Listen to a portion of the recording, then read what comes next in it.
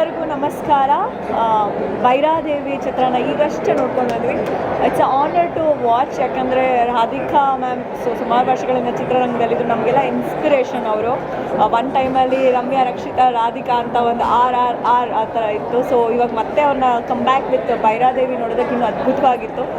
And entire movie ನಂಗೆ ತುಂಬ ಎಷ್ಟು ಅಂದರೆ ಸ್ಟಾರ್ಟಿಂಗ್ ಒಂದು ಸ್ಮಾಲ್ ಸೀನಲ್ಲೇ ಜರ್ಕ್ ಆಗೋಯ್ತು, ಅಷ್ಟು ಭಯ ಆಗೋಯ್ತು. ಲಿಟ್ರಲಿ ನಾನು ಕುತ್ಕೊಂಡು ಫುಲ್ ನೋಡ್ಬೋದಾ ಅಂತ. ಯಾಕೆಂದರೆ ಸ್ವಲ್ಪ ಹಾರರ್ ಮೂವಿ ಅಂದರೆ ಭಯ ಆಗುತ್ತೆ, ಬಟ್ ಹೋಗ್ತಾ ಕತೆ ಬೇರೆ ರೀತಿಯೇ ಹೋಗುತ್ತೆ. ಆ್ಯಂಡ್ ತುಂಬಾ ಟ್ವಿಸ್ಟ್ ಇಟ್ಟಿದ್ದಾರೆ ಡೈರೆಕ್ಟರ್ ಶ್ರೀಜಯ್ ಅವರು.